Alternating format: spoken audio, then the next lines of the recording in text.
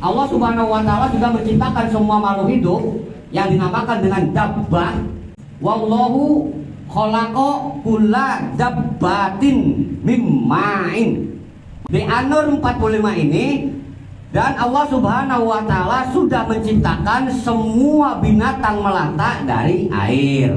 Di kalimat selanjutnya ada yang berjalan dengan perutnya, berarti ular kan?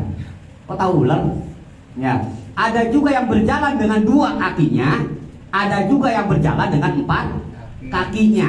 Nah ini terkategori berarti binatang yang memang sebutlah binatang melata.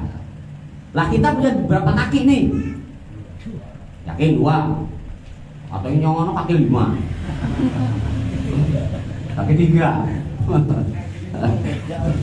Jadi dalam hal ini pemaknaannya, apakah manusia terkategori dabbah? Apakah manusia terkategori binatang melata?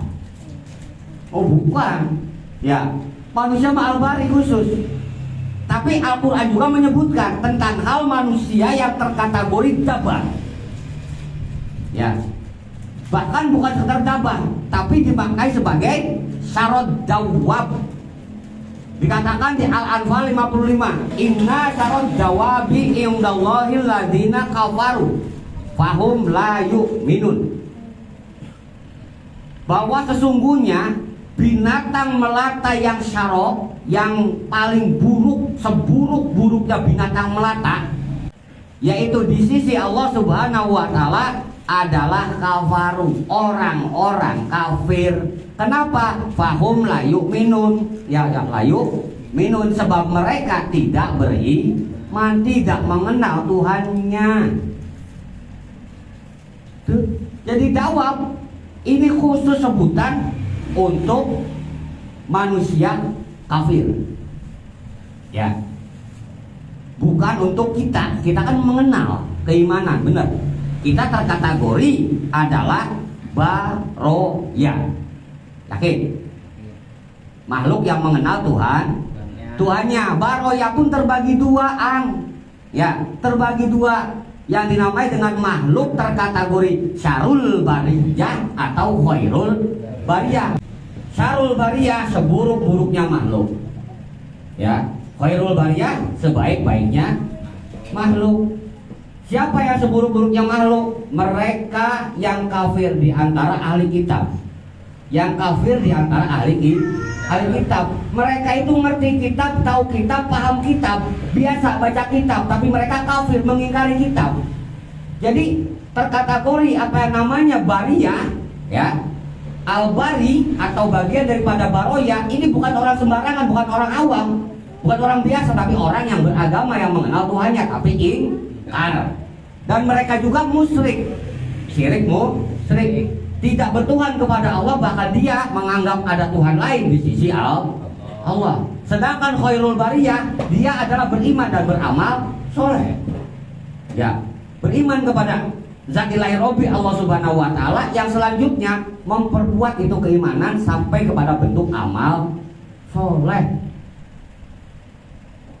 Jadi terkategori apa dinamakan dengan baroya itu adalah makhluk yang mampu mengenali kersa kuasa Tuhannya. Dia tahu bahwa Tuhannya adalah Allah, bahwa Allah itulah yang menciptakan langit bumi, yang menciptakan dirinya, yang memberikan rezeki, benar, yang menentukan takdir, bahwa itu adalah semuanya kersa kuasa Allah. Tapi orang-orang kafir, ya, bukan terkategori baroya, bukan terkategori syarul syarul bariyah, khairul bariyah mah, sebab mereka nggak kenal kepada Allah. Dia bertuhan kepada selain Allah. Katanya ini Tuhan gua gede nih, ini Tuhan gua lebih keren nih, ya, senangnya wangi-wangi nih, nggak senang dijemur nih, ya, makanya di dalam ruangan, bahkan begitu. Ya, ketika bilang aja ke Tuhannya, lu Tuhan bikin langit bumi enggak? Tanyain. Kalau bikin langit bumi masih lu Tuhan, bener. Tapi kalau nggak bikin langit bumi, ngapain dianggap Tuhan? Ya, kita sebagai makhluk ciptaan Allah, ciptaan Tuhan, kan begitu. Sehingga Allah menyediakan langit dan bumi untuk kita sebagai makhluknya. Benar. Lah dia tinggal di langit buminya Allah, masa bertuhan kepada selain Allah. Nah ini bukan baroya, bukan juga barian, tapi terkategori apa? Dabbah atau dawabah. Ya, binatang melata itu pun sarod dawabi. Seburuk-buruknya binatang. Ya. Ya binatang patuh. Ya nggak sih? Patuh ya?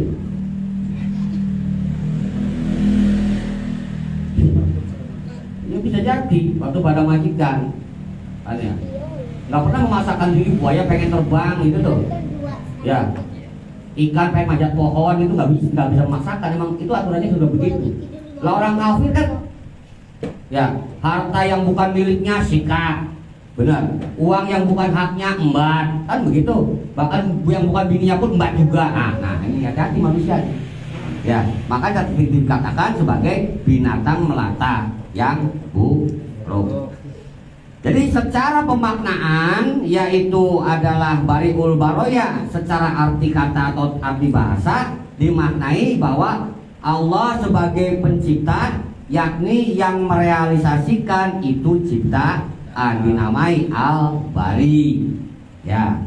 Kemudian baroya adalah makhluk yang diciptakan oleh kesakuasa Allah, yakni al-bari, yang dimana makhluk tersebut kitalah manusia yang mengenal tentang sistem ketuhanan.